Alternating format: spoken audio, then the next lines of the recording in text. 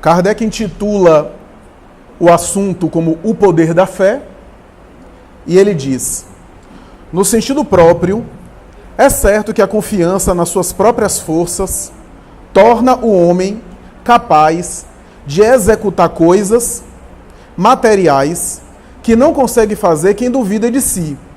Mas aqui é unicamente no sentido moral que se devem entender essas palavras. As montanhas que a fé transporta são as dificuldades, as resistências, a má vontade, em suma, que encontramos entre os homens, ainda quando se trate das melhores coisas. É o capítulo 17, viu? Para quem não se citou. 19. Estão atentos, hein? 19. Item número 2. As montanhas que a fé transporta são as dificuldades, as resistências, a má vontade, em suma, que encontramos entre os homens, ainda quando se trate das melhores coisas.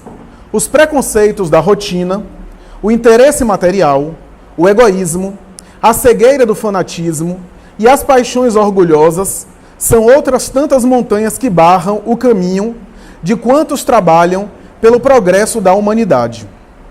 A fé robusta dá a perseverança, a energia e os recursos que fazem vencer os obstáculos, nas pequenas como nas grandes coisas. A fé vacilante dá a incerteza e a hesitação de que se aproveitam os adversários que devemos combater. Essa fé não procura os meios de vencer, porque não acredita que possa vencer. Em outra acepção, entende-se como fé a confiança que se tem na realização de uma coisa, a certeza de atingir determinado fim. Ela dá uma espécie de lucidez que permite se veja em pensamento a meta que se quer alcançar e os meios de chegar lá, de sorte que aquele que a possui caminha, por assim dizer, com absoluta segurança. Em ambos os casos, ela pode permitir que se executem grandes coisas. A fé sincera e verdadeira é sempre calma, faculta a paciência que sabe esperar, porque tendo seu ponto de apoio na inteligência e na compreensão das coisas, tem a certeza de alcançar a meta visada. A fé vacilante sente a sua própria fraqueza. Quando é estimulada pelo interesse, torna-se furiosa e julga suprir com violência a força que lhe falta. A calma na luta é sempre um sinal de força e de confiança. A violência, ao contrário, é uma prova de fraqueza e de dúvida de si mesmo. Não se deve confundir a fé com a presunção.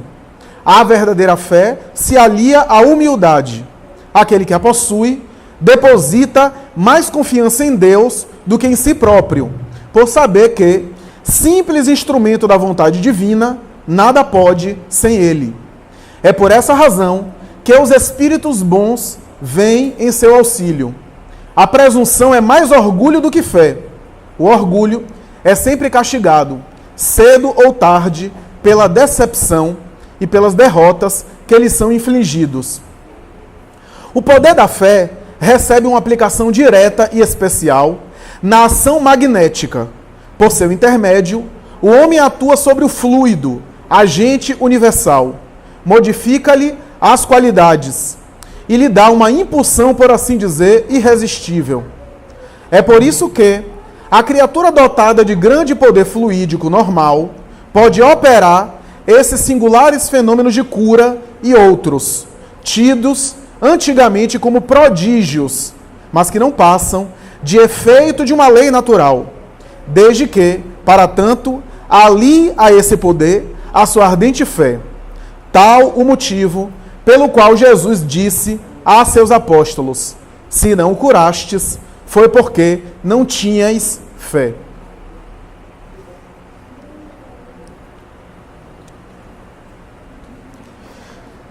Vejam que o texto de Kardec é tão bem colocado, irretorquível, que alguns aqui que estiveram na semana passada vão lembrar de algumas colocações que fizemos que Kardec faz com um poder de síntese, com a economia de motivos impressionantes. Eu podia dizer até que está encerrada a reunião, cada um vai para casa meditar no texto que Kardec aqui apresentou. Bom, mas como temos aí algum tempinho, vamos tentar entender aqui algumas coisas. Uma das coisas que me ressaltam aos olhos, e aqui eu já estou colocando algo que eu nem me preparei para falar, mas só nessa leitura de agora me veio aqui à mente o seguinte. Kardec fala da fé robusta e da fé vacilante. No texto já está embutido que há diferentes fé. E o que é mais interessante, ele define a fé com mais de um sentido. O que significa dizer que ele coloca a fé, são duas letras só, né? Mas que tem mais de um significado. Porque ele começa no primeiro e no segundo parágrafo definindo a fé de um jeito e depois ele vai dizer, mas em outro sentido, a fé pode significar a certeza, a convicção e a confiança nas coisas que se quer realizar, produzir e alcançar. Né? Diferente do conceito inicial que ele coloca no primeiro e no segundo parágrafo. Né? Então é interessante que a fé tem vários sentidos. E aqui a gente faz alusão aos comentários que a gente fez na semana passada, dizendo da crença e da entrega. Né? A gente até brincou, até utilizando exemplos e metáforas. Né? Ou seja, quando a gente fala na fé alta, na alta expressão da fé, na fé robusta, na fé no sentido mais puro, é aquela entrega que nós falamos. De fé, de fidelis, em latim, fidelidade. Mas Kardec está dizendo que há uma fé menos robusta, há uma fé mais vacilante. O que significa dizer que ele está dando a entender aqui que a fé também tem níveis de maturidade e que corresponde ao grau de consciência, o grau de amadurecimento psicológico, de evolução espiritual, como dizia Kardec, de desenvolvimento intelecto-moral. Existe diferença. Então isso é outra coisa que a gente precisa atentar. Né? Agora, por que então há uma fé vacilante e uma fé robusta?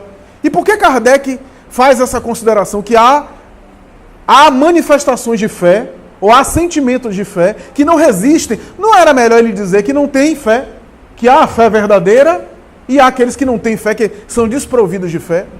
Ele está sendo perfeitamente sintonizado aqui com a ideia que ele inclusive coloca lá no início do Livro dos Espíritos, no capítulo 1 e 2, quando ele fala que cada indivíduo guarda uma centelha divina, e é por essa razão que não há uma cultura coletiva que seja totalmente descrente. Sempre houve a ideia da divindade, do sagrado, do transcendente, porque o homem sempre intuiu isso, mesmo que de maneira irracional, rudimentar, porque ele intui as realidades de origem de onde vem.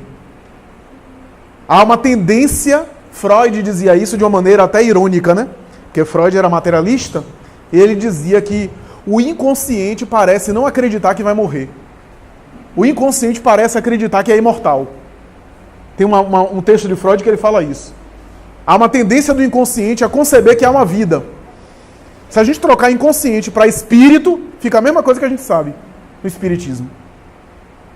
Então, isso é interessante a gente considerar, porque Kardec está dizendo de outra forma que todos nós temos uma centelha divina e há uma tendência a pelo menos ter uma manifestação primária de fé.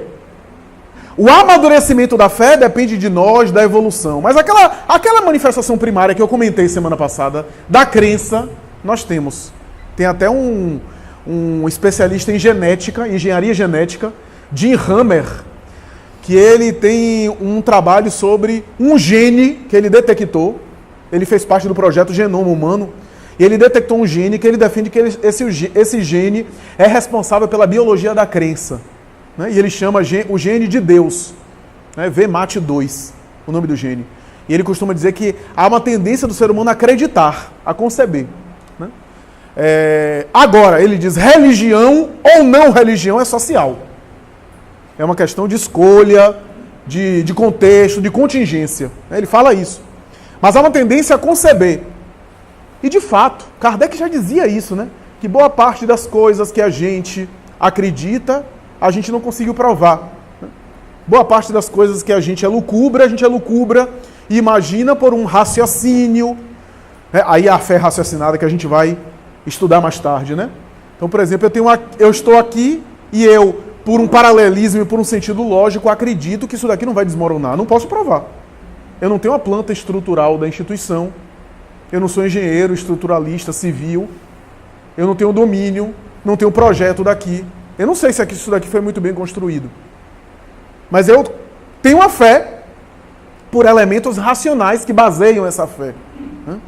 Da mesma forma que eu tenho fé que o piloto de avião não teve um surto psiquiátrico e resolveu se matar. E às vezes acontece. Mas eu concebo por uma série de razões, uma série de motivos que me levam a conceber e assim por diante. Quem é que viu aqui a camada de ozônio? Quem é que viu o vírus da AIDS? A não ser aqueles que trabalham em laboratório na área específica. Mas a maioria de nós não viu. Mas acredita porque outros falaram. Não, agora eu vou ver, eu tenho que ver o vírus HIV mesmo, vou para o laboratório. Então, imagine se todos quisessem fazer a experiência de todo mundo para acreditar naquilo que os outros fizeram em termos de experiência científica, filosófica e assim por diante, cultural. A humanidade estaria sempre começando do zero, porque eu ia ter que provar tudo aquilo que a humanidade já construiu e concebeu antes de mim, ao longo das gerações. Então, muita coisa da que a gente concebe, a gente não provou, a gente não conferiu, mas por uma questão lógica, pela experiência dos outros, pela confirmação de terceiros. Então, a gente tem essa questão. O poder da fé, portanto, parte por isso. Parte disso. O que eu quero dizer com isso é que aquela fé da entrega total que eu me referi na semana passada, não tem nada a ver em se colocar em risco. Se eu estou vendo que há um meio perigoso, porque me perguntaram isso depois da reunião, me fizeram essa pergunta depois não tem nada a ver.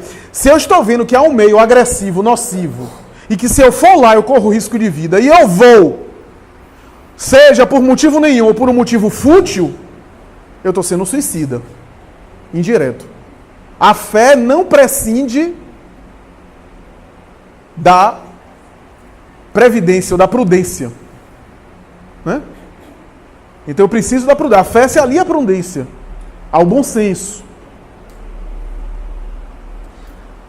Mas e quando as coisas acontecem de tal forma que está acima do meu controle? É essa a experiência da fé, fidelidade, entrega, a que eu me referi na semana passada. E é interessante porque Kardec fala na confiança nas próprias capacidades, diria aí uma linguagem mais técnica, os potenciais anímicos. Porque quando a gente fala em animismo, a gente já pensa no fenômeno do transe negativo da reunião mediúnica, quando predomina sobre a mensagem mediúnica, Ou seja, o médium dá uma comunicação que é dele e não do espírito. Mas eu estou falando aqui, se eu estou usando o meu pensamento, eu estou usando um recurso anímico meu. O recurso da minha alma. O próprio pensamento. Então a fé é um recurso que desenvolve e que fomenta a otimização desses potenciais da alma. No pensamento, na inteligência e naquilo que Leon Denis, em uma das obras suas mais clássicas, chamou de vontade. A fé aciona esse recurso chamado vontade, que é uma capacidade humana ainda não explorada por nós. Até onde vai a nossa vontade? Até onde a nossa vontade alcança? É algo ainda difícil de a gente compreender. O limite, ou a falta dele, da vontade humana. Então, isso é interessante, E é interessante porque quando a gente pensa no Antigo Testamento, a gente vê a fé no sentido mais primário, como sinônimo de crença e como sinônimo de medo. Porque o Deus de Moisés, como falamos, era o Deus dos exércitos, era o Deus que fomentava a guerra, e pelo medo, herança dos períodos mais primários da evolução, o indivíduo acreditava e se submetia a um ordenamento religioso de fé. Então ter fé era acreditar, como muita gente ainda tem essa noção de fé, como eu disse semana passada. Não é que a gente vai desprevar isso. A fé no sentido de fidelidade também tem que ter a crença. Só que vai além da crença. Só que alguns ficamos só nesse limite. Então, creia em Jesus. Não, eu creio em Jesus, eu tenho fé. Só isso. Existe isso na prática religiosa convencional. Né? Mas eu creio em algo hoje e descreio amanhã. Porque a crença muda. Então, a fé nos momentos iniciais, a crença é importante? É. Porque sem a crença a gente não consegue o resto. Mas a crença são passos iniciais da fé, né? A concepção. O Espírito Emmanuel, numa obra belíssima, profunda, aliás, chamada Roteiro, ele tem um capítulo chamado Religião, que ele vai dizer uma frase, que eu já citei isso várias vezes em palestra, ele vai dizer o seguinte, que o sentimento religioso nasceu no berço rústico do medo. No berço rústico do medo. Olha que coisa interessante, o medo é uma das emoções mais básicas, é a herança do instinto de conservação. Porque o animal, quando se sente ameaçado, ou agride ou foge. O ser humano, herdando essas experiências animais, do instinto de conservação, quando vê a ameaça, tem medo. O medo é uma das primeiras emoções, do ponto de vista evolutivo.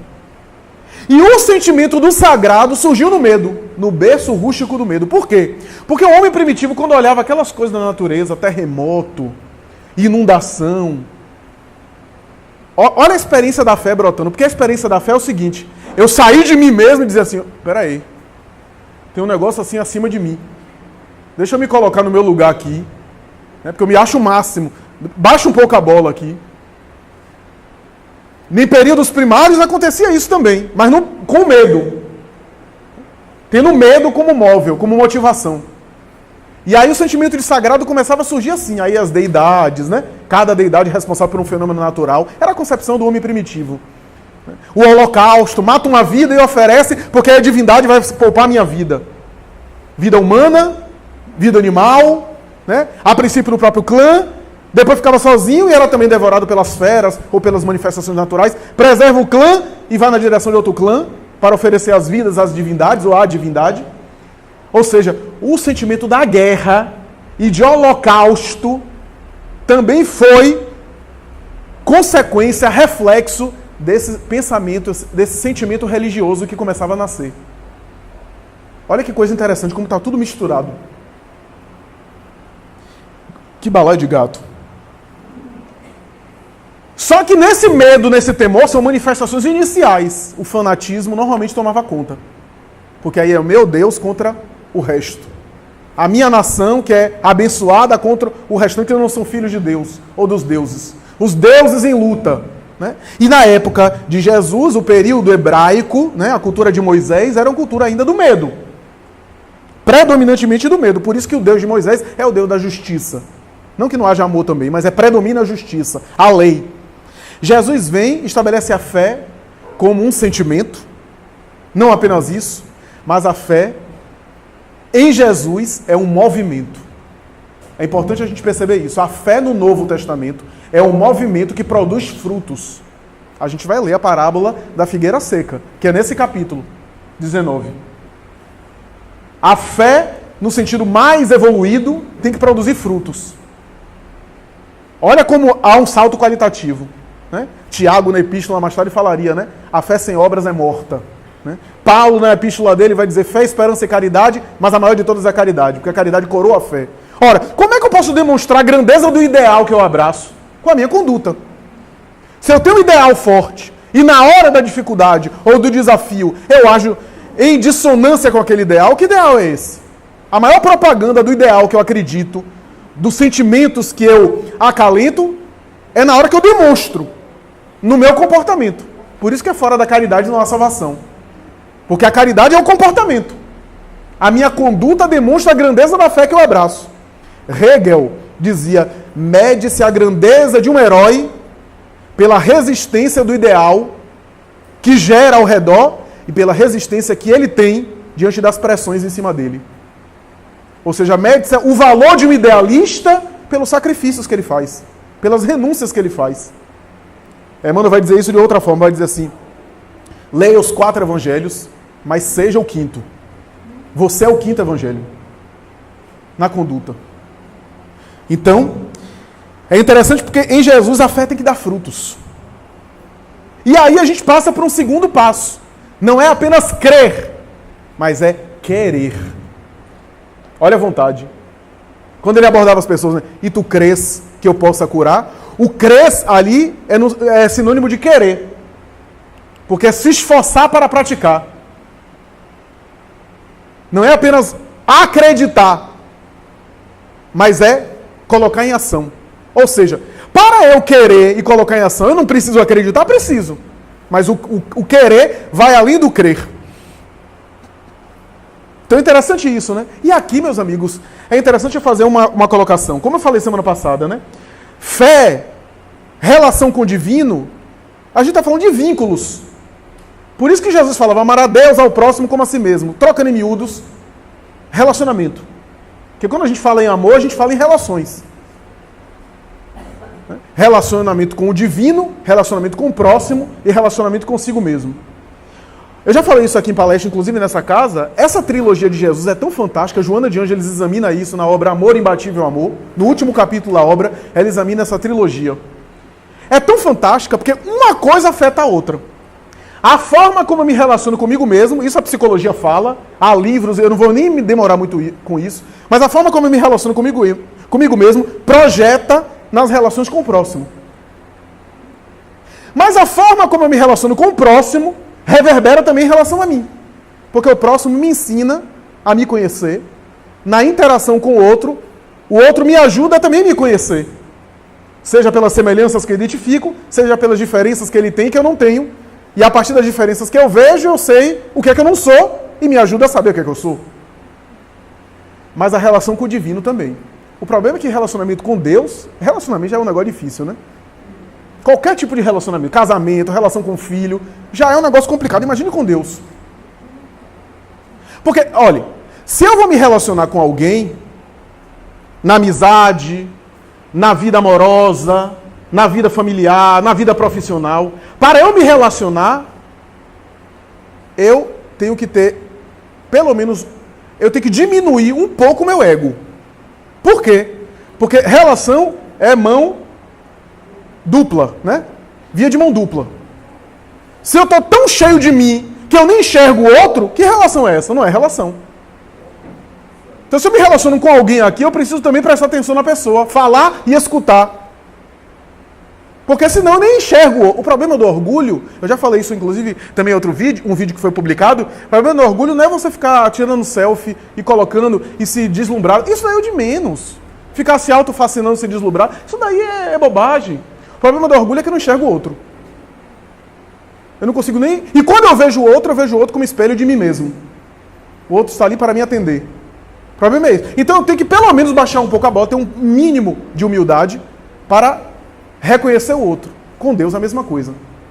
O problema é que a gente se relaciona com Deus sem considerar Deus. É profundo. Mas normalmente a gente se relaciona com o divino tão cheio de si que a gente não para pensar que Deus não sou eu. Deus é uma outra instância.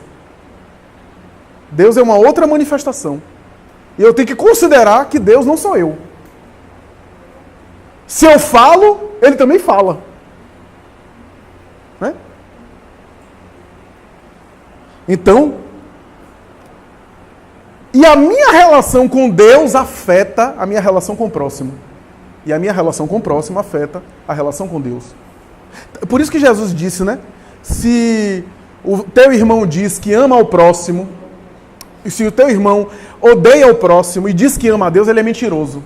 Porque como pode amar alguém que não conhece e odiar aquele que conhece? Ou seja, como é que eu posso cultivar ódio ou me relacionar de maneira negativa com o meu próximo, não trabalhar a relação com o meu próximo e querer ter uma relação pura com a divindade? Uma coisa afeta na outra.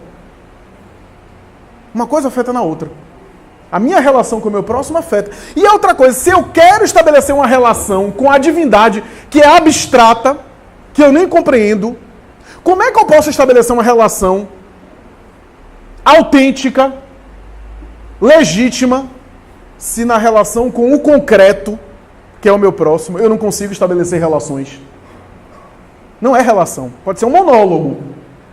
Pode ser eu dizer para Deus o que é que Ele deve fazer, porque talvez a Previdência alcançou ele já está aposentado, está velho demais, já não tem, né? Então, na época dele não tinha reforma da Previdência. Enfim, o querer. Mas aí tem a entrega. Né? A entrega é interessante porque assim, Jesus ensinou a fé no tu crês que eu possa curar. É até paradoxal, Joana fala isso em uma das obras, né? Como é que a pessoa está doente e ele pergunta isso? Que queres que eu te faça? Ele estava despertando os potenciais. Porque a mostarda é pequena, como eu falei na semana passada. E tem que ser pequena. Porque senão eu sou presunçoso. Se eu achar que a minha fé é do tamanho de uma montanha, já é uma presunção. Como diz Kardec no texto. A fé não se alia à presunção. Se é presunçosa, é vacilante e insegura. Veja que linguagem psicológica Kardec usa, né? Porque se eu me acho muito presunçoso e muito no controle, eu tenho insegurança. No fundo, eu tenho medo. Porque a fé é sair do controle. Eu tenho uma confiança, como diz Joana, irrestrita no alto, que eu saio do controle. E aí que eu sou forte. Então, e é interessante porque Jesus ensina essa questão do crês, do querer, do crer e do querer, mas tem o último, a entrega, que ele não ensina em palavras. Ele vive na cruz. A cruz é o momento em que Jesus ensina a outra fase da fé. A fase mais alta, que é a fase da fidelidade. É a fase assim, olha, eu sou governador da terra. Conversei com o governador da Judeia, Pilatos, material. Estive com Herodes, com os 2 sumos sacerdotes, Anás e Caifás, sogro e genro. Me submeti a eles, veja só, submetendo aos políticos da terra. Ele era o governador espiritual do planeta. Me submeti a eles, pelos processos legais da terra.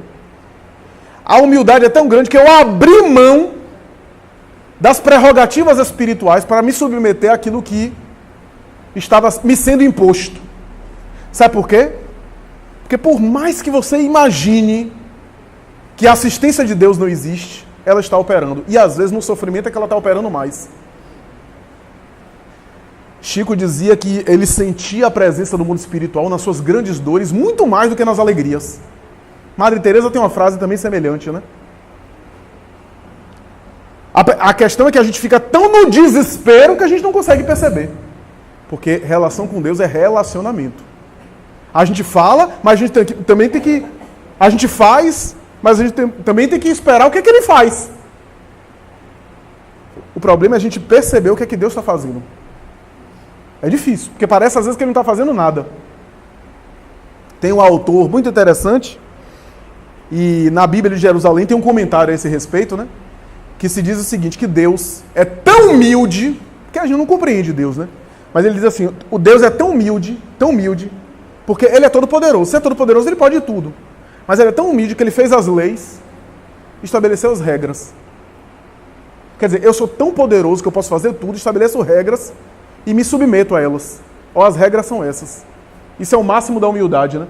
Jesus faz o mesmo quando se submete ao processo de holocausto para ensinar. E o que é interessante, sabe o que é? É porque assim, a gente pensa assim, Jesus é um espírito puro, evoluiu, se eu estivesse no lugar dele, eu ia ficar nas bênçãos do plano espiritual superior, gozando as delícias. Só que aí já não seria espírito puro. Olha que contradição. Porque seria uma felicidade egoísta, sem olhar para aqueles que estão na retaguarda. Olha que coisa interessante. Então ele veio dar o exemplo, ele veio oferecer... Tudo isso está certo. Só que a gente não entende ainda, quando os espíritos falam Kardec, que o espírito puro, somente ele compreende totalmente Deus. Porque a gente não compreende Deus. E tem uma relação direta com a divindade. Então, quando Jesus fala assim, o meu alimento, está lá no Evangelho de João, né? O meu alimento é fazer a vontade do Pai. Ou quando ele diz assim lá na parábola de Lucas, né, das ovelhas perdidas, né? Há mais alegria em uma ovelha que foi recuperada do que 10 que já estavam salvas. Talvez se perguntar a uma mãe, ela vai entender, né? 9 filhos que estão com ela e um filho perdido. Quando chega esse filho perdido, a mãe se alegra. Porque o amor é indimensional. Mas ainda assim é uma pálida noção, porque a alegria de Deus é muito maior do que isso. Jesus estava dizendo, sabe o quê? Ó, eu sou Cristo. Eu vivo na comunidade de Cristo. Estou com Deus, com a minha equipe. Só que eu vou lhe dizer, o amor de Deus é tão grande, que há mais alegria para Deus quando um filho da sombra se recupera e integra a equipe do que todos nós cristos ali. Porque Deus quer a família reunida. E sabe qual é a minha alegria? Não é apenas dar o exemplo para a humanidade. Isso é claro, a doutrina espírita fala. Mas a minha alegria maior não é só dar o exemplo para as pessoas. É fazer a alegria do Pai. Então é uma sensação, uma experiência que a gente não tem ideia. Então eu estou sofrendo tudo isso porque a minha alegria como filho dedicado, filho exemplar, é fazer a alegria do Pai. Porque eu quero reunir os filhos para Ele. Porque qual é o pai que não quer a família toda reunida? Então, é uma experiência de fé. Extrapola a crença religiosa.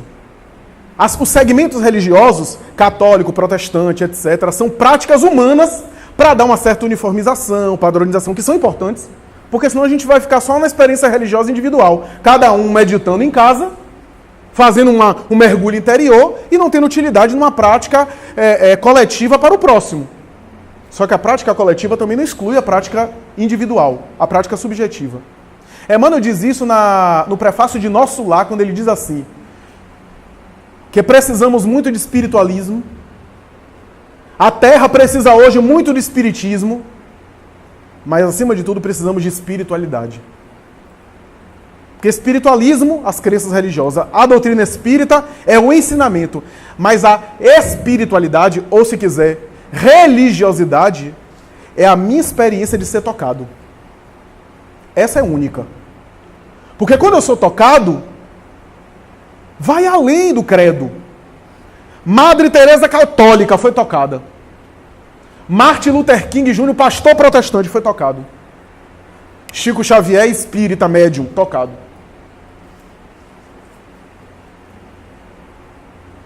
As doutrinas eram diferentes, mas a experiência era semelhante. Essa experiência de ser tocado que é a mais difícil, e é a que dá essa fidelidade, essa entrega. Porque eu tenho conversado isso, inclusive, com algumas pessoas mais próximas. O que é que passava pelo sentimento de Francisco de Assis? Porque, aos olhos humanos, era um masoquista. Naquele sofrimento todo, e ele é alegre. Mas é porque ele foi arrebatado. Primeiro que, assim, ser arrebatado e estar em experiência psíquica com Cristo deve ser um negócio que quando ele voltava, porque ele tirou a roupa, ficou nu e entregou ao Pai diante do bispo Guido. Quer dizer, aos olhos humanos, que maluco. Interna ele no CAPS. Porque se fosse nos tempos atuais, a gente ainda achava Francisco maluco. É só imagine você, mãe, e tem um filho que simplesmente tira a roupa no meio da rua, você vai seguir Jesus. Tem que dar um remedinho. Mas é porque a experiência dele de ser arrebatado era de tal forma que assim, as outras coisas não tinham tanta importância. Então, claro que a gente está treinando. De vez em quando a gente tem uma emoção assim muito grande, né? Aí eu vou colocar um assunto rapidamente, que não é um assunto muito confortável, mas vale a pena colocar. O papel do sofrimento. Porque no sofrimento as coisas perdem importância. Enquanto a gente se diferencia com as posses materiais, com os gostos, com quem tem mais ou tem menos, com a medida do orgulho de cada um, com a medida do egoísmo que cada um tem, o sofrimento é democrático, coloca todo mundo no mesmo lugar. O sofrimento, Emmanuel diz, né, a mão niveladora da dor. Ele usa essa expressão em uma das suas mensagens. Na hora do sofrimento, aí vem a fé. Por quê? Porque o sofrimento me tira lá de cima e me coloca no meu lugar. E aí, né, porque a fé se alia, porque a fé precisa de humildade. A grande confiança não é presunçosa, é de submissão ao alto. Por isso que é difícil. Aliás, todo relacionamento precisa de humildade, porque eu preciso me diminuir para também dar ouvidos ao outro. Então, religiosidade. A religião é a crença, é o sistema que se organiza, o grupo humano, a doutrina, os ensinamentos. A religiosidade é uma conexão interior. Então, isso que é interessante. Aí alguém vai perguntar, mas Flávio, você está falando de relacionamento com Deus, e Deus se manifestar. E como é que Deus se manifesta? Olha, eu não sei totalmente. Mas às vezes eu tenho, assim, uma pálida e talvez infantil ideia que é assim. Às vezes você já passou de fase e continua insistindo naquela fase, que era muito boa lá no passado, mas já está em outra. Sabe aquela coisa que a gente vinha e de repente, já saturou. Sabe aquele comportamento de criança que a gente tem? E aí entra na adolescência, já não cabe mais, porque paga mico. Você continuar com o mesmo comportamento de criança agora na adolescência? Aí da adolescência para a vida adulta. Você tinha aquela conduta na adolescência, tinha um jeito mais assim, despojado, né? Tinha algumas condutas assim na juventude, que juventude cabe. Mas na vida adulta já está em outro momento. Eu acho que espiritualmente também. Espiritualmente, a gente chega numa fase que é necessário mudar já. Tudo está dizendo pra gente que, já chega. Tá na hora de virar a página. E a gente insiste naquela página. Infantil. Já não dá mais. É videogame, passou de fase. Talvez é Deus se manifestando. E aí vem o sofrimento. Para mudar a gente de fase. Então, atentar para isso. Já saturou. Talvez essa seja uma grande dica, né? Que é, digamos assim, Deus se manifestando nessas mudanças de fase. Só para concluir, passar as perguntas, as colocações, no final do Evangelho de João, portanto, no final mesmo da vida de Jesus, João é o último evangelista, narra de maneira bastante intensa a paixão do Cristo, e há um momento antes de Jesus, na última ceia, antes de Jesus concluir e descer para Jerusalém para ser assassinado, que ele conversa com Pedro, aquele diálogo, Pedro, tu me amas? Pedro, tu me amas? Pedro, tu me amas? Que ele pergunta 3 vezes, talvez antecipando as 3 negativas futuras. E tem um momento que Jesus vai dizer assim, Pedro, tu vais lá e cá, tu movimentas-te para lá e para acolá. Tu comes, te alimentas, te veste, cinge-te o corpo. Chegará o dia, no entanto, que não poderá fazer mais isso. Porque não terás mais condição, mas outros farão por ti. Colocarão roupa em você, vestirão você, e levarão você para lá e para cá. Essa colocação de Jesus, ao pé da letra, e talvez Pedro tenha entendido, porque Jesus trabalhava com metáforas, né? Tenha entendido a velhice, o envelhecimento. Chegará o dia que você vai ficar velho, não vai ter forças, e aí, em vez de tomar banho, vão te dar banho, vão botar roupa em você. Mas talvez haja um outro sentido nessa frase. Chegará o dia que você vai ser levado aonde você não queira ir. O seu ego quer ir para um lugar, mas a vida vai te levar para outro lugar. E talvez evoluir seja você ir para onde você não queira ir. Porque evoluir é sair da zona de conforto. Evoluir é ser incomodado, no bom sentido.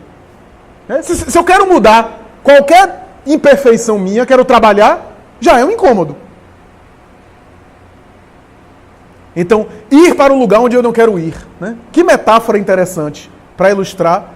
Mas para eu permitir ir para onde eu não quero ir, eu tenho que abdicar do controle. Eu tenho que ter fé. É essa fé no sentido mais profundo da palavra, né? Vou franquear a palavra agora, socializar.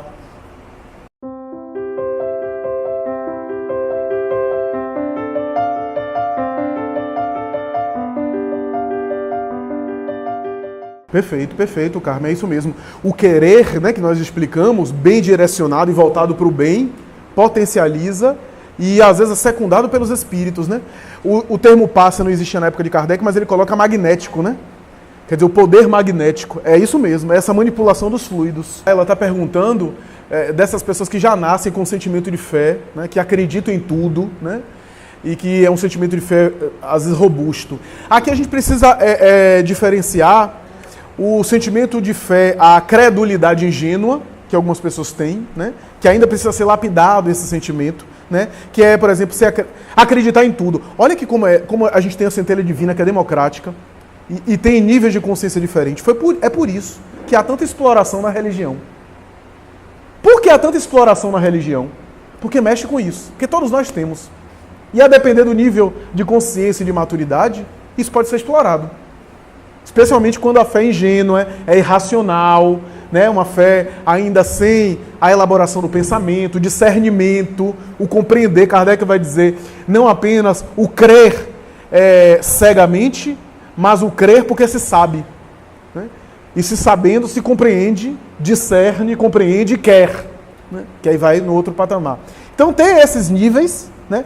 Mas tem outros níveis que é o indivíduo com a fé madura mesmo, robusta, de ter uma convicção, uma confiança já em algo mais alto, que já nascem com isso, efeito de um exercício de encarnação anterior. Quando esse sentimento, essa prática já foi exercitada. Todas as virtudes nossas são exercitadas. Né? Se nós temos algo que ainda está incipiente, é porque ainda não foi exercitado. Aquele que já nasce com determinada característica, ainda que a fé, porque a fé também é uma virtude que se conquista, é porque aquilo já foi trabalhado. E como foi dito na semana passada, às vezes, inclusive, a fé vai se fortalecendo nos sofrimentos, que vai dando a experiência do indivíduo em uma compreensão, né, maior das coisas. Né? É difícil, ele está perguntando sobre essa exploração da fé, né, e as pessoas se permitindo, o limite das pessoas se permitir a isso, né, e até que ponto isso pode ser evitado ou não. É difícil porque a capacidade de fé e de religiosidade dos indivíduos atende, às vezes, a nível de consciência, a maturidade psicológica, a experiências trabalhadas em outras encarnações. Né? Divaldo, certa vez, comentou em um dos congressos espíritas que houve aqui, que os espíritos têm dito a ele que alguns indivíduos que vêm, que são ateus, céticos e até desconfiados com religião, foram esses indivíduos decepcionados, que tiveram uma fé ingênua, de acreditar em tudo irracionalmente, foram muito ludibriados e explorados, chegaram no mundo espiritual e perceberam que não era aquilo que ensinaram a eles, e ficaram tão revoltados que trouxeram trauma para essa existência. Então qualquer coisa de religião, já ficam desconfiados. Olha que coisa interessante. Então, é difícil, mas assim, eu acho que o espírito, a longo prazo, estamos falando aqui em reencarnações, né, acaba sendo trabalhado, né, e essas coisas vão se sedimentando até que ele desabrocha um sentimento de fé, que às vezes não vai ser totalmente restaurado ou sanado em uma única existência. Né? Isso é importante a gente comentar. Agora, o que é lamentável é o religioso que explora. Porque há uma colocação no Evangelho... O espiritual, né? Por conta do sagrado, né? Tem lá no Evangelho a ideia dos pecados contra o Espírito Santo, que é isso, né? Porque é um tesouro, né? A religiosidade. E imaginemos eu ludibrio alguém que fica decepcionado, mais tarde eu vou ter que reconduzir essa pessoa.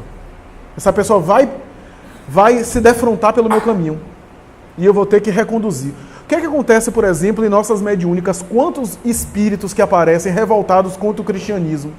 Por quê? Porque lá atrás, em séculos anteriores, foram assassinados nas cruzadas, em Guerra Santa, Inquisição, e aí continuam presos, revoltados. Transferiram o ódio para Jesus, por causa dos cristãos. E às vezes fomos nós que estivemos naquelas paisagens. E agora, de volta, defrontamos esses seres que não acreditam em nada. Então, é interessante isso, né? É importante isso. Agora, é isso. Atende também uma necessidade evolutiva. Eu já contei aqui uma história que me chamou muita atenção de Raul Teixeira, emblemática, que a mim me chamou muita atenção. Raul estava assistindo um programa desse de televisão, ele contou certa vez, e uma senhora... Esses programas de televisão de religião, né, uma religião dessa eletrônica, e a pessoa liga para o programa e o pastor orienta, né? E aí a pessoa ligou, estava com muita dificuldade financeira, não pagando aluguel direito, o marido desempregado, e aí começou a desabafar e disse assim: eu queria não pagar o dízimo esse mês. E o pastor disse: a senhora é uma ladra, a senhora não vai dar o dinheiro de Deus. E Raul Teixeira começou a chorar, disse que não aguentou e não dormiu. e o seu mentor espiritual apareceu a ele. Na manhã seguinte, ele com aquela cara de ressaca, de não dormir. Eis meu filho, Camilo, espírito Camilo, meu filho.